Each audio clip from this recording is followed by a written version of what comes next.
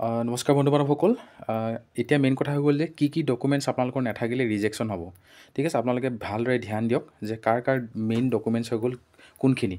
কিছুমানৰ কাৰণে ডকুমেণ্টছ একেবাৰে নালাগে, কিছুমানৰ কাৰণে ডকুমেণ্টছ বহুত লাগিব। প্ৰথম কথা হৈ গ'ল এক্সচেঞ্জ কাৰ্ডখন যদি খেলি মেলি হয় সেইখনৰ কাৰণে আপোনালোকে প্ৰথম ৰিজেকশ্যন পাব। বাকী হৈ গ'ল মেইন বেছিকৈ ৰিজেকশ্যন পায় চবচে ইলেক্ট্ৰিচিয়ান পষ্টৰ ল'ৰাখিনিয়ে, যিটো নেকি নিজৰ যি লাইচেঞ্চ আছে আপোনালোকে গম পায় এখন ছুপাৰভাইজাৰ লাইচেঞ্চ লাগে, সেই লাইচেঞ্চখনৰ কাৰণে বেছিকৈ ৰিজেকশ্যন থাকে ল'ৰাবিলাকৰ।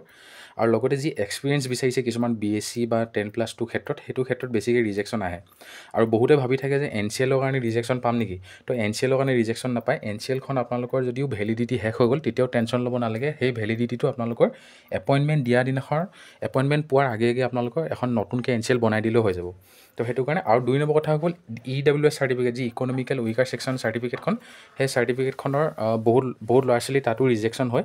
গতিকে ৰিজেকশ্যনৰ ক্ষেত্ৰত সেইটো আপোনালোকে অকণমান ধ্যান দিব লাগিব, নহ'লে আদাৰৱাইজ বহুতে WCL সেই আপোনালোকৰ যি চাৰ্টিফিকেট আছে সেই চাৰ্টিফিকেটখনতো আপোনালোকৰ বহুতে সেই তাত ৰিজেকশ্যন পায়।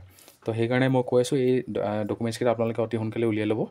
আৰু যিসকলৰ NCLখন বৰ্তমান ভেলিডিটি শেষ হৈ গ'ল সিহঁতেও NCLখন সোনকালে উলিয়াই ল'ব, নহ'লে আপোনালোকৰ এপইণ্টমেণ্টটো লেট হ'ব।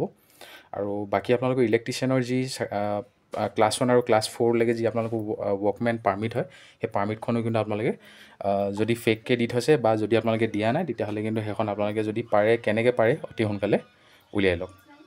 ঠিক আছে, তো ইমানখিনি আৰু।